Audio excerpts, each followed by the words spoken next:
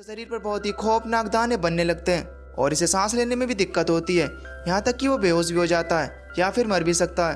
अब मिनको भी चाहता है कि उसकी गर्लफ्रेंड्स हों, लेकिन वो इस बीमारी की वजह से किसी को भी टच नहीं कर पाता और अपनी इस बीमारी की वजह से इसने अपने आप को 10 साल से अपने घर में बंद कर ही रखा है। मिनको अपने घर से बाहर नहीं जाता। इसके पर्सनल डॉक्टर ओ ने इसका इलाज करने की बहुत ही तो कोशिश की, लेकिन इस चीज़ का कोई भी फायदा नहीं हुआ। एक दिन इसका डॉक्टर इससे कहता है कि वो अपनी इस बीमारी के साथ जीना सीख ले, क्योंकि इस बीमारी को ठीक करना लगभग नामुमकिन है। और साथ ही में वो उसे एक वॉच भी देता है जिसके अंदर अलग अलग मोड होते हैं जो कि इसकी एलर्जी के लेवल को बताते हैं। ब्लू कलर में इसकी एलर्जी नॉर्मल, येलो में थोड़ा सा अटैक, ऑरेंज में इसकी सांसें कम हो जाएंगी और रेड में इसकी मौत हो जाएगी। अब मिनको की वॉच उसकी सिचुएशन जानने में उसकी मदद करेगी, जो कि उसके लिए ठीक भी है। खैर अब इसके बाद एक दिन प्रोफेसर होंग नाम का साइंटिस्ट मिनको से मिलता है, जो उसे बताता है कि उसने अपनी पूरी टीम के साथ मिलकर एक बहुत ही इंटेलिजेंट रोबोट को बनाया है। अब क्योंकि वो रोबोट एक इंसान नहीं है, इसकी वजह से मिनको उसे जब भी टच करेगा तो उसे कोई भी एलर्जी नहीं होगी। प्रोफेसर होंग उस रोबोट की कीमत पूरे $100 बिलियन बताता है। खैर अब अगले दिन मिनको प्रोफेसर होंग के लैब में जाता है, जहाँ पर वो एक रोबोट को देख पाता है जो कि देखने में बहुत ही खूबसूरत थी। वो रोबोट अपना नाम AJ3 बताती है, जो कि प्रोफेसर होंग द्वारा बनाई हुई एक एडवांस रोबोट होती है। मिनको इसे देखने के बाद पूरी तरीके से हैरान हो गया था। पहले तो वो उससे डर रहा था, लेकिन बाद में जब उसे टच करता है तो उसके शरीर पर कोई भी एलर्जी नहीं होती। अब ये देखने के बाद जिसे वो टच कर सकता है। अब क्योंकि मिनको एक बहुत ही अमीर बिजनेसमैन है, तो इसकी वजह से उसके लिए पैसा तो मैटर करता ही नहीं है, चाहे वो $100 बिलियन हो या फिर $200 बिलियन। अब इसके बाद मिनको उस रोबोट को खरीदने के लिए पूरे $100 बिलियन उसे दे देता है। अगले दिन प्रोफेसर होंग की टीम उस रोबोट पर रिसर्च कर रही होती है।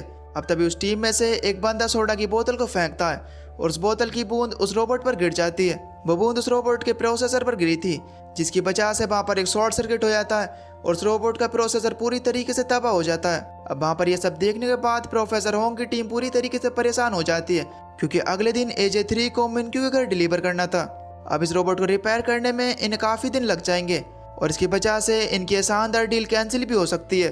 अब प्रोफेसर होंग इस बारे में सोच रहा होता है कि कहीं उसकी डील कैंसिल ना हो जाए, और तभी प्रोफेसर होंग को एक आइडिया आता है। उसने अपनी एक्स गर्लफ्रेंड जिया को देखकर ही AJ3 को बनाया था। AJ3 और जिया देखने में बिल्कुल एक जैसे लगते हैं, इसलिए वो मिनको के घर AJ3 की जगह जिया को भेजने का फैसला करता है।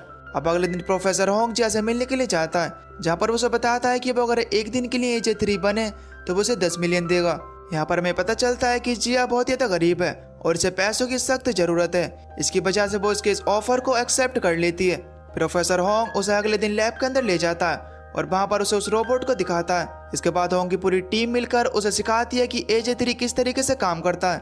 अब इसके बाद वो उस रोबोट की तरह कपड़े पहनाते हैं और रोबोट की तरह ही उसके बाल लगाते हैं और साथ ही में उसे एक लेंस भी लगाते हैं, जिसकी मदद से वो रोबोट की तरह देख पाएगी और प्रोफेसर होंग की टीम उसे मॉनिटर की मदद से देख सकते हैं। अब जिया को पूरी तरीके से समझाने के बाद उसे एक लॉकर में बंद करके मिनको के घर लाया जाता है। अब जैसे ही इसे लॉकर से खोला जाता है तो जिया मिनको को देखकर डर जाती है। अब यहाँ से फ्लैशबैक में दिखाया जाता है कि जिया डिलीवरी का काम करती है और वो एक प्रोडक्ट को डिलीवर करने के लिए मिनको के पास पहुंची थी, लेकिन यहाँ पर मिनको उस प्रोडक्ट की क्वालिटी देखकर उसे लेने से इनकार कर देता है। जिया यहाँ पर उससे बहुत ज़्यादा रिक्वेस्ट करती है, लेकिन मिनको उससे फिजिकल कांटेक्ट करने में डर रहा था और इसके बाद वो यहाँ पर जिया को छोड़कर वहाँ से चला जाता है। अब क्योंकि जिया मिनको को देखकर डर गई थी, तो इसकी वजह से मिनको जल्दी से प्रोफेसर को कॉल करता है और कहने लगता है कि ये तुमने क्या भेज दिया, ये तो मुझे देखकर डर रही है। ये सुनने के बाद प्रोफेसर होंग एक कहानी बनाता है और कहने लगता है कि ये एक एडवांस रोबोट है और इसकी वजह से इसके 2 मोड हैं, ऑपरेशनल और फ्रेंड मोड। ऑपरेशनल मोड में वो एक पूरी तरीके से रोबोट की तरह काम करती है और फ्रेंड मोड में बिल्कुल इंसानों की तरह। इस समय जिया फ्रेंड मोड में है, जिसकी वजह से वो तुम्हें देख कर डर गई। अगर तुम इसके पीछे वाले बटन को दबा दोगे तो वो बिल्कुल एक रोबोट की तरह काम करने लगेगी और उसे ऑपरेशनल मोड में बदला जा सकता है।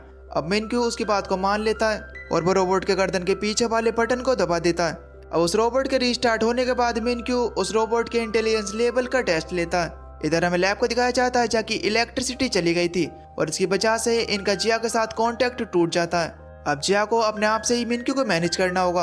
अब सबसे पहले मिनको उसे एक बॉक्स को खोलने के लिए कहता है, लेकिन उस बॉक्स को खोलने से पहले उसे एक मैथमेटिक्स सवाल को सोल्व करना होगा। अब जिया को तो मैथ बिल्कुल भी नहीं आती थी, इसकी वजह से वो उस बॉक्स के पास जाकर उस बॉक्स को तोड़ देती है, जिसे देखने के बाद मिनको बहुत ज़्यादा हैरान हो जाता है। अब अगले टेस्ट में मिनको उस रोबोट को 10 सेकंड में अंडे को छीलने के लिए कहता है। अब क्योंकि जिया पहले एक रेस्टोरेंट में काम करती थी, तो इसकी वजह से वो आसानी से उस अंडे को छील देती है। वैसे 10 सेकंड में तो मैं भी छील दूंगा। मिनक्यू देखने के बाद बहुत ज़्यादा खुश हो जाता है और वो इस रोबोट के इंटेलिजेंस लेवल की तारीफ करता है। इधर दूसरी तरफ लैब में अब इलेक्ट्रिसिटी वापस आ जाती है और अब जब वो जिया के लेंस की मदद से देखते हैं तो वे देखकर हैरान हो जाते हैं कि जिया मिनक्यू पर गुस्सा हो रही है, क्योंकि मिनक्यू ने उसकी बैटरी को चेक करने के लिए उसके सीने को टच करने की कोशिश की थी। अब इसके बाद मिनक्यू प्रोफेसर को कॉल करता है और उसे कहने लगता है कि तुम मुझे धोखा देने की कोशिश कर रहे हो, क्योंकि इसके अंदर इस्तेमाल होने वाली बैटरी खराब है और इसकी वजह से AJ3 का सीना फूल गया है। अब ये सुनने के बाद प्रोफेसर होंग उससे एक और झूठ को बोल देता है और कहने लगता है कि उसने AJ3 की बैटरी को अपग्रेड किया है। साथ ही वो मिनक्यू को वार्न करता है कि वो उसके सीने को ना छुए, क्योंकि ऐसा करने से उसके अंदर शॉर्ट सर्किट हो सकता है। खैर अब इसके बाद मिनक्यू मेडिसिन लेने के लिए जाता है, लेकिन तभी अचानक से मिनक्यू का दम घुटने लगता है और वो फर्श पर गिर जाता है। मिनक्यू को सांस लेने में दिक्कत हो रही थी। इसी वक्त जिया उसके पास आती है और उसकी पीठ थपथपाकर उसकी मदद करती है। मिनक्यू जब होश में आता है तो वो हैरानी के साथ उससे पूछता है कि बिना मेरे ऑर्डर के तुमने मेरी मदद कैसे की। जिया उससे कहती है कि बहुत सी ऐसी चीजें वो उसके बिना ऑर्डर के कर सकती है। यहाँ पर पहली बार मिनक्यू फिजिकल कांटेक्ट करता है, लेकिन यहाँ पर उसे किसी भी तरीके की एलर्जी फील नहीं होती। अब रात को जिया को लैब के अंदर लाया जाता है, जहाँ पर प्रोफेसर होंग उसे डांटते हैं कि तुम्हें मिनक्यू के साथ इतने ज्यादा फ्रेंडली फील नहीं करना चाहिए था। ये सुनने के बाद जिया को थोड़ा अच्छा नहीं लगता और वो वहाँ से जाने लगती है।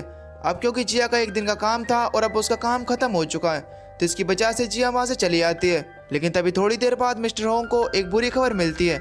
उन्हें पता चलता है कि उनका जो रोबोट है AJ3 अब उसकी दिक्कत बढ़ गई है। इसकी वजह से उसे रिपेयरिंग के लिए अफ्रीका भेजा गया है और इसे वापस आने में कम से कम 2 हफ्ते तो लगेंगे ही। अब तभी प्रोफेसर के पास मिनक्यू की कॉल आती है, जो उसे बताता है कि मुझे 1 महीने के लिए AJ3 चाहिए, क्योंकि वो उस रोबोट को डीपली तरीके से समझना चाहता है। अब प्रोफेसर होंग के पास जिया को वापस लाने के अलावा कोई दूसरा रास्ता नहीं बचा था, इसलिए वो जिया के पास जाता है और उसे कुछ हफ्तों के लिए रोबोट बनने के लिए कहता है। लेकिन अब जिया रोबोट बनना नहीं चाहती, तब प्रोफेसर होंग उसके सामने कुछ ज्यादा पैसों का ऑफर रखता है। अब क्योंकि जिया को पैसों की जरूरत थी, तो इसकी वजह से वो उस ऑफर को एक्सेप्ट कर लेती है। प्रोफेसर उसे बताता है कि जब तक हमारा AJ3 रोबोट नहीं आ जाता तब तक तुम्हें मिनक्यू के पास ही रहना होगा। तुम ज्यादा टेंशन मत लो, हम रोज रात को तुम्हें चार्ज करने के बहाने अपने लैब के अंदर ले आया करेंगे। खैर अब इसके बाद अगले दिन बदकिस्मती से जिया के पेट में कुछ गड़बड़ होने लगती है। जिया वहाँ पर अपने आप को बहुत ही मैनेज करने की कोशिश करती है, लेकिन वो अपने आप को हैंडल नहीं कर पाती और वो वहाँ पर फाट कर देती है। मिनक्यू हैरानी से पूछता है कि आखिर ये क्या आवाज़ है। तब वो रोबोट उससे कहती है कि ये आपने किया है। जल्दी उसकी स्मेल चारों तरफ फैलने लगती है। अब जिया उसे कपड़े बदलने के लिए कहती है, जिस पर वो भोला वाला मिनक्यू उसकी बात को मान भी जाता है, क्योंकि उसे लग रहा था कि मेरे अलावा यहाँ पर कोई इंसान है भी नहीं, तो कोई और ये काम कैसे कर सकता है। इसके बाद मिनक्यू अपने कपड़े चेंज करने के लिए चला जाता है। अब जब मिनक्यू ऐसे चला जाता है तो जिया इस चीज का फायदा उठाकर वॉशरूम में चली आती है। मिनक्यू जल्दी से वापस आ जाता है और वो देख पाता है कि वहाँ से रोबोट गायब है। वो चारों तरफ उसे ढूंढने लगता है और वो उसे मिल भी जाती है। वो देख पाता है कि जिया उसके महंगे परफ्यूम से उसके टॉयलेट को साफ कर रही है। मिनक्यू ये देखकर हैरान हो जाता है और कहने लगता है कि रोबोट तो पानी को हाथ भी नहीं लगाते और तुम ये सब कैसे कर पा रही हो। जिस पर जिया उससे झूठ बोलती है और कहने लगती है कि वो एक एडवांस रोबोट है और वो इन सभी कामों में माहिर है। अब जब मिनक्यू वहाँ से जा रहा होता है तो तभी वो नोटिस करता है कि जिया के फेस पर पसीना आ रहा है। वो उसके करीब जाने की कोशिश करता है, लेकिन उसका पैर साबुन पर आने की वजह से वो नीचे गिर जाता है। जिया जल्दी से उसकी तरफ भागती है, लेकिन वो उसे बचाने की जगह उसके परफ्यूम को पकड़ती है। अब नीचे गिरने की वजह से मिनक्यू को कुछ चोट लग गई थी। खैर अब इसके बाद अगले दिन जिया जब सफाई कर रही होती है तो तभी वो मिनक्यू के कार्ड्स के महल को गिरा देती है, जिसे मिनक्यू ने 10 साल से संभाल कर रखा हुआ था। अब ये देखने के बाद मिनक्यू को बहुत ही ज्यादा गुस्सा आता है, लेकिन इससे पहले कि वो कुछ कह पाता, जिया उसे कहती है कि मेरी बैटरी 5% रह गई है और इसके बाद वो पावर ऑफ होने का नाटक करती है। इसके बाद मिनक्यू प्रोफेसर होंग से मिलता है, जहाँ पर वो प्रोफेसर होंग को बताता है कि रोबोट की गलतियों की वजह से वो बहुत ही ज्यादा परेशान हो गया है। लेकिन प्रोफेसर उससे कहता है कि तुम्हें अभी रोबोट को समझने की और जरूरत है। प्रोफेसर की इस बात पर मिनक्यू राजी हो जाता है।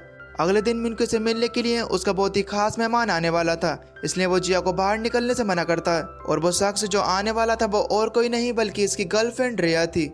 लेकिन जब रिया उसके शरीर पर हाथ रखती है तो उसके शरीर में एलर्जी होने लगती है। मिनक्यू उससे सब चीज छुपाने की कोशिश करता है और इसके बाद वो एक इम्पोर्टेंट मीटिंग का बहाना लेकर वहाँ से चला जाता है। इसके बाद मिनक्यू अपने उस कमरे की तरफ भागता है जहाँ पर उसका इंजेक्शन रखा हुआ था। मिनक्यू बहुत ज्यादा कमजोर हो चुका था, इसकी वजह से वो सिरिंज को पकड़ने में नाकामयाब रहता है। अब तभी जिया वहाँ पर आकर देखती है कि मिनक्यू जमीन पर लेटा हुआ है और उसे वहाँ पर सांस लेने में बहुत ज्यादा दिक्कत हो रही है। खैर अब इसके बाद यहाँ से सीन शिफ्ट होता है और हमें वो वक्त दिखाया जाता है जब मिनक्यू को एलर्जी नहीं थी और इसके लिए सब चीजें नॉर्मल थी। छोटा मिनक्यू जब अपने लिए काठ का महल बनाता है तो उसके पेरेंट्स उसे देखकर बहुत ज्यादा खुश होते हैं। अगले दिन मिनक्यू के जन्मदिन पर सब लोग आए होते हैं और वो बहुत ही अच्छी तरीके से मिनक्यू के जन्मदिन को सेलिब्रेट करते हैं। अब ये लोग अपनी कार में बैठ कर घर जा रहे होते हैं, लेकिन तभी अचानक से एक बलून उड़कर मिनक्यू के फादर के मुंह पर आ जाता है। उस वक्त उनकी कार के सामने से एक ट्रक आ रहा था और वहाँ पर उनका एक्सीडेंट हो जाता है। इसके बाद जब मिनक्यू की आँख खुलती है तो वो अपने पेरेंट्स के लिए रो रहा था, जो कि उस हादसे में मर चुके थे। अब बहुत सारे रिश्तेदार मिनक्यू से मिलने के लिए आते हैं, लेकिन असल में वो मिनक्यू से मिलने के लिए नहीं बल्कि उनकी प्रॉपर्टी के वारिस बनने के लिए आए थे। इसके बाद जब मिनक्यू वॉशरूम में जाता है तो उसे अपनी जेब से एक नोट मिलता है और उसमें लिखा होता है कि किसी भी पेपर पर साइन मत करना। इसके बाद मिनक्यू अपने घर पहुंचता है और बाहर के इंसानों से दूर रहता है, क्योंकि हर कोई मिनक्यू की प्रॉपर्टी को हड़पना चाहता था। इसकी वजह से मिनक्यू किसी से मिलना पसंद नहीं करता। अब उसी वक्त से मिनक्यू को वो एलर्जी होना शुरू हो गई। अब उसके पर्सनल डॉक्टर के अलावा उसकी इस एलर्जी को कोई भी नहीं जानता। खैर, अब इसके बाद कहानी प्रेजेंट में आती है। मिनक्यू की जब आँख खुलती है तो वो अपने पास जिया को पाता है। मिनक्यू अब देख पाता है कि वो बिल्कुल नॉर्मल हालत में है। इसके बाद वो जिया का शुक्रिया अदा करता है, क्योंकि उसने उसे इंजेक्शन देकर उसे नॉर्मल हालत में कर दिया था। अब जिया और मिनक्यू साथ में ज्यादा वक्त बिताने लगे थे और उनका ये रिश्ता गहरा होता चला जाता है और वो दोनों एक दूसरे के करीब होते चले जाते हैं। एक दिन मिनक्यू उसे अपनी और रिया की डेट पर ले जाता है। वो दोनों एक दूसरे के साथ वहाँ पर बहुत सारी बातें करते हैं। अब जब रिया वहाँ से जा रही होती है तो वो मिनक्यू को हाथ मिलाने के लिए कहती है। इसके बाद जब मिनक्यू हाथ मिलाता है तो उसे एलर्जी होना शुरू हो जाती है। उसे वहाँ पर सांस लेने में दिक्कत हो रही थी। अब जब वो अपनी सिरिंज पकड़ता है तो वह सोचने लगता है कि उसे ये इंजेक्शन लगाना चाहिए या फिर नहीं, क्योंकि अब अपनी जिंदगी से पूरी तरीके से परेशान हो चुका था। उसकी स्मार्ट वॉच तेजी से बीप करने लगती है, लेकिन इसके बाद जब जिया उसके पास आती है तो वो नॉर्मल हो जाता है। अब जब जिया मिनक्यू को देखती है तो मिनक्यू का मॉनिटर भी नॉर्मल हो गया था और अब मिनक्यू बिना इंजेक्शन के ही ठीक हो चुका था। अब इसके बाद ये दोनों यहाँ से दूसरे अपार्टमेंट में जाने लगते हैं। जब ये दोनों यहाँ से जा रहे होते हैं तो एक बंदा आकर मिनक्यू से टकराया था। अब वो बंदा मिनक्यू को चेक करने के लिए कि मिनक्यू ठीक है उसे पकड़ लेता है, लेकिन यहाँ पर हैरानी की बात तो यह है कि मिनक्यू को कोई भी एलर्जी नहीं होती। अब ये देखने के बाद मिनक्यू मार्केट में जाने का फैसला करता है ताकि वो खुद को चेक कर सके कि वो असल में ठीक है भी या फिर नहीं। मिनक्यू ने अपने पिछले 10 सालों में ऐसा नहीं किया था।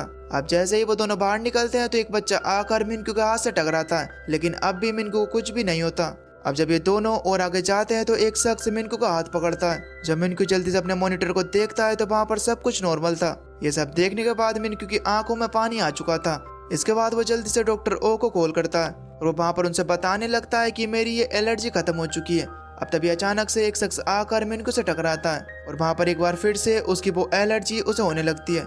उसका मॉनिटर तेज तेज बीप करने लगता है। इधर जिया मिनक्यू से अलग हो गई थी, इसलिए वो मिनक्यू को ढूंढ रही थी। अब तभी उसे मिनक्यू दिख भी जाता है। जब जिया मिनक्यू को देखती है तो उसका मॉनिटर बिल्कुल नॉर्मल हो जाता है। अब तभी एक कपल इनके बीच में आ जाता है तो अचानक से उसका मॉनिटर एक बार फिर से बीप करने लगता है। यहाँ पर मिनक्यू अपने डॉक्टर से कहता है कि कोई तो यहाँ पर है जिसे मैं देखता हूँ तो मेरी एलर्जी खत्म हो जाती है, और जब मैं इसे नहीं देख पाता तो मेरी एलर्जी वापस आ जाती है। इसके बाद जिया मुस्कुराती है और मिनक्यू कॉल को बंद कर देता है और अब ये दोनों आपस में गले लगते हैं। यहाँ पर मिनक्यू जिया से कहता है कि मैं तुम्हारे लिए दुनिया की सबसे बड़ी बैटरी खरीदूंगा। इसके बाद वो घर पर पहुंचने के बाद डॉक्टर ओ से कॉल करता है और कहता है कि वो बिल्कुल ठीक है। डॉक्टर भी ये बात सुनने के बाद हैरान था कि पहली बार मिनक्यू को एक इंसान के टच करने के बाद कोई भी इन्फेक्शन नहीं हुआ। इसके बाद मिनक्यू जहाँ पर भी जाता है वो जिया को अपने साथ लेकर जाता है। मिनक्यू अब जिया को अपना सबसे अच्छा दोस्त समझने लगा था। अब इसी दौरान हम AJ3 रोबोट को देख पाते हैं जो कि अब पूरी तरीके से प्रिपेयर हो चुका है, लेकिन अभी इसे सही से काम करने में थोड़ा वक्त लगेगा। प्रोफेसर कहता है कि थोड़े दिनों बाद ही रोबोट पूरी तरीके से ठीक हो जाएगा। जिया जिसे मिनक्यू के साथ रहने की आदत पड़ गई थी, उसे सुनने के बाद बहुत ही ज्यादा दुख होता है। एक दिन मिनक्यू जिया को एक रेस्टोरेंट के अंदर लेकर जाता है, लेकिन उसे अकेली सीट पर बैठा देता है। इसके बाद मिनक्यू रिया और उसके बाप से मिलता है। ये तीनों आपस में वहाँ पर बातें कर रहे होते हैं। इधर रिया अकेले बैठकर परेशान हो रही थी। अब थोड़ी देर बाद मिनक्यू जब उसे लेने के लिए आता है तो जिया उससे नाराज होकर वहाँ से चली आती है। अब मिनक्यू जब ही सेफ है जब जिया उसके साथ हो, लेकिन एक दिन मिनक्यू अकेला ही गैस स्टेशन पर पहुँचता है, जहाँ पर वो अपना क्रेडिट कार्ड निकाल कर वहाँ पर मौजूद वर्कर को देता है। अब जब वो वर्कर दोबारा से उस क्रेडिट कार्ड को मिनक्यू को देता है तो उसका हाथ मिनक्यू से टच हो जाता है, लेकिन मिनक्यू इस बात पे ध्यान नहीं देता और वो वहाँ से चला जाता है। लेकिन तभी अचानक से मिनक्यू को ध्यान आता है कि जब उस वर्कर ने उसका क्रेडिट कार्ड वापस किया था तो उसका हाथ उसके हाथ से लग गया था। उसे इस चीज से कुछ भी नहीं हुआ और मॉनिटर भी बिल्कुल नॉर्मल है और जिया भी उसके साथ नहीं है। इसके बाद मिनक्यू डॉक्टर ओ से मिलने के लिए जाता है और वो वहाँ पर उनका थैंक्स करता है, क्योंकि डॉक्टर ओ कई सालों से मिनक्यू को ठीक करने की कोशिश कर रहा है और अब शायद मिनक्यू ठीक भी हो चुका है। यहाँ पर डॉक्टर ओ मिनक्यू से कहते हैं कि तुम्हें अब AJ3 रोबोट को वापस भेज देना चाहिए, क्योंकि अब तुम पूरी तरीके से ठीक हो चुके हो और तुम्हें किसी की जरूरत भी नहीं है। अब अगले दिन मिनक्यू प्रोफेसर के पास जाता है और उसे बताता है कि शायद उसे रोबोट से प्यार हो गया है। प्रोफेसर उससे कहता है कि तुम्हें पता भी है तुम किसके बारे में बात कर रहे हो, एक रोबोट के बारे में। आखिर तुम रोबोट से प्यार कैसे कर सकते हो? रोबोट सिर्फ एक ऐसी मशीन है जिसे पहले से ही प्रोग्राम किया जाता है। ये सुनने के बाद मिनक्यू उससे कहता है कि चाहे कुछ भी हो लेकिन मुझे उससे प्यार हो गया है और शायद मैं धीरे धीरे उसके चक्कर में पागल होता जा रहा हूँ। अब यहाँ पर मिनक्यू प्रोफेसर से उसका हल भी पूछता है। अगले दिन प्रोफेसर मिनक्यू के पास आता है और उसे कहने लगता है कि एक रास्ता है, अगर वो AJ3 को रीसेट कर दे, इस तरह वो अपनी सारी पुरानी मेमोरी को भूल जाएगी और तुम अपनी जिंदगी में आगे बढ़ सकोगे। अब ये सुनने के बाद मिनक्यू पूरी तरीके से उदास हो चुका था, लेकिन अब उसे पता है कि यही उसके पास आखिरी रास्ता है। अब जब जिया ये खबर सुनती है तो वो भी वहाँ पर बहुत ज्यादा इमोशनल हो जाती है।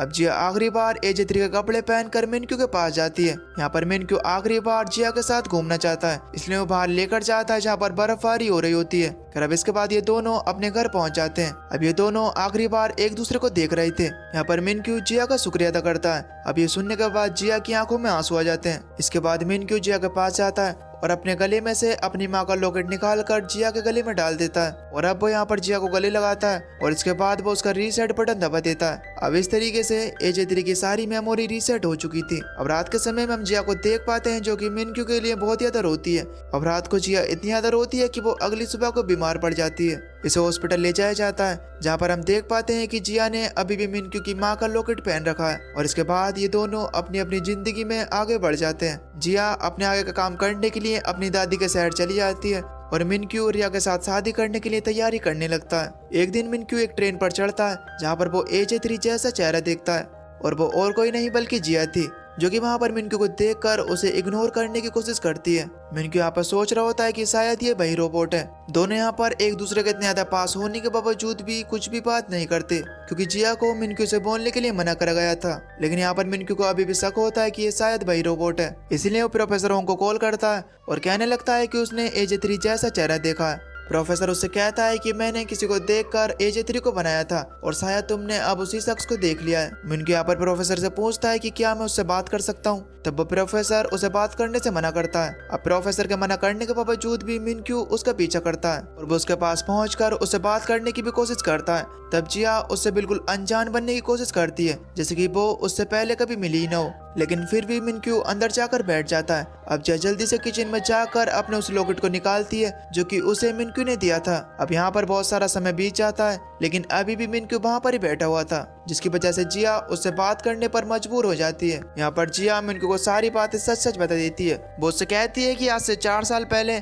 प्रोफेसर होंग ने अपने रोबोट पर मेरा फेस यूज करने के मुझे पैसे दिए थे। मिनक्यू उसे ये सब करने की वजह पूछता है, लेकिन जिया उसे यहाँ से भगा देती है। वो यहाँ पर मिनक्यू को धमकी देने लगती है कि अगर वो यहाँ से नहीं गया तो वो पुलिस को कॉल कर यहाँ पर बुला लेगी। तब मिनक्यू उसकी दादी से पूछता है कि क्या यहाँ पर रहने के लिए कोई कमरा है। तब उसकी दादी उससे हाँ कह देती है और इसके बाद वो उसे यहाँ पर रहने देती है। अगले कुछ दिनों के अंदर ही मिनक्यू उसकी दादी के साथ बहुत ही अच्छे ताल्लुकात बना लेता और अब वो किसी तरीके से जिया के साथ भी रहने लगा था और वो उसके साथ बिताए हुए पुराने समय को याद कराने की कोशिश करता है। खैर अब इसके बाद एक दिन जब मिनक्यू जिया को लेकर परेशान हो जाता है, वो वहाँ पर जिया को हर जगह ढूंढने लगता है और आखिरकार वो जिया को ढूंढ भी लेता है। जिया मिनक्यू को देखने के बाद अपने नेकलेस को छुपा लेती है, लेकिन मिनक्यू ने उसके नेकलेस को देख लिया था। अब ये जानने के बाद कि उसके साथ धोखा हुआ है, उसे बहुत ही बुरा लगता है। अब इससे पहले कि वो जिया से कुछ कह पाता, उसे वहाँ पर एलर्जी होने लगती है और अब उसका मॉनिटर भी डेड पर पहुंच चुका था। ऐसा अभी तक नहीं हुआ। यहाँ पर मिनक्यू की हालत बहुत ज्यादा खराब थी। अब मिनक्यू को बहुत ज्यादा तकलीफ हो रही थी, तो इसकी वजह से वो जमीन पर गिर जाता है और अब उसके बचने के चांस बहुत ज्यादा कम थे और अब शायद मिनक्यू मर भी जाए। तो दोस्तों इसी के साथ इसका फर्स्ट पार्ट यहीं पर खत्म हो जाता है। अब आगे क्या मिनक्यू मर जाएगा या फिर जिया उसे बचा लेगी, इसके बारे में आपको पता चलेगा अगले पार्ट में। अगर आप इस सीरीज का अगला पार्ट देखना चाहते हो तो नीचे कमेंट में नेक्स्ट पार्ट टाइप जरूर करना। अगर आपका इस वीडियो पर अच्छा रिस्पॉन्स आया तो मैं अगला पार्ट जल्दी लेकर आऊंगा। बाकी अगर आपको वीडियो पसंद आई हो तो प्लीज वीडियो को लाइक करके चैनल को सब्सक्राइब जरूर कर देना, ताकि अगले पार्ट की नोटिफिकेशन आपको सबसे पहले मिल सके। तो चलिए मिलते हैं अगली वीडियो में, तब तक के लिए टिल देन टेक केयर।